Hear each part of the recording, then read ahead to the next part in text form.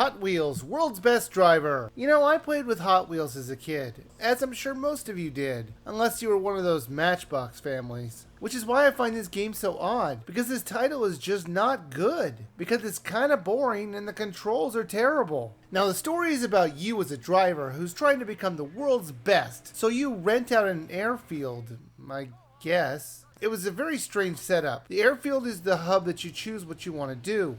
But honestly, it feels unnecessary. You can explore the place, but most of the time there's really nothing to see.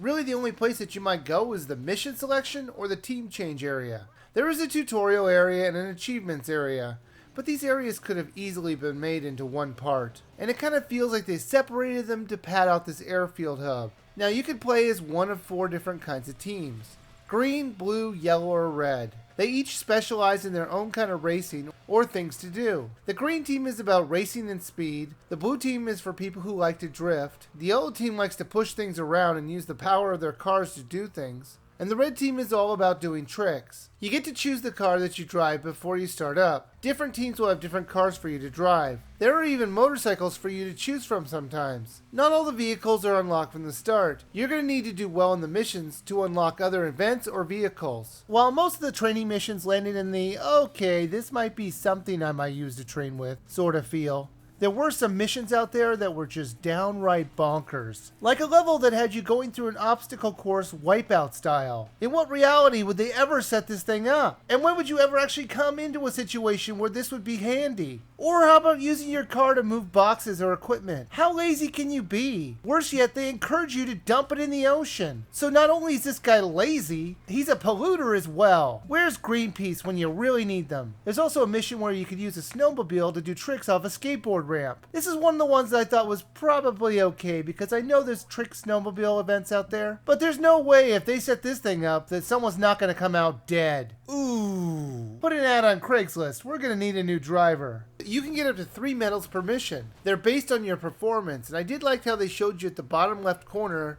what you needed to do to get the maximum amount of medals. And these medals, like I said before, will help you unlock other events and vehicles. The problem is, and it's really the main problem of this game, is the controls. They're terrible. You see, the game expects you to do tricks or drifting or just maybe driving in a straight line, but the whole time the car will fight you. There is no stabilization at all. So if you want to move your car towards a different part of the track, it'll abruptly move in that direction. Then if you're going to want to fix it, it's going to move it in the other direction. So you're going to feel like you're drunk driving around the track. It was just so bad. One of the most annoying parts about this game is that it's obviously made for kids. Did the creators of this title really believe that kids would be able to play this game with such tight controls? They should have taken a page out of the Mario Kart series. You don't feel like you're going all over the place in a Mario Kart game, because they actually took the time to make good controls.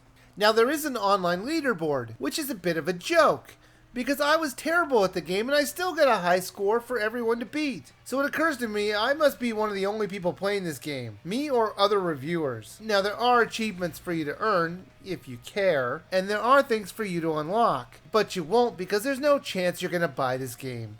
Hot Wheels' World's Best Driver tried to make something fun, but its controls and overall feel killed it. Even if you could somehow master the very tight controls, the whole game is basically a practice mode. Sure, you could race other computer players in some missions, but it was just so vanilla and boring, you just won't care. There is nothing here worth your time or money, so I think you should just skip it.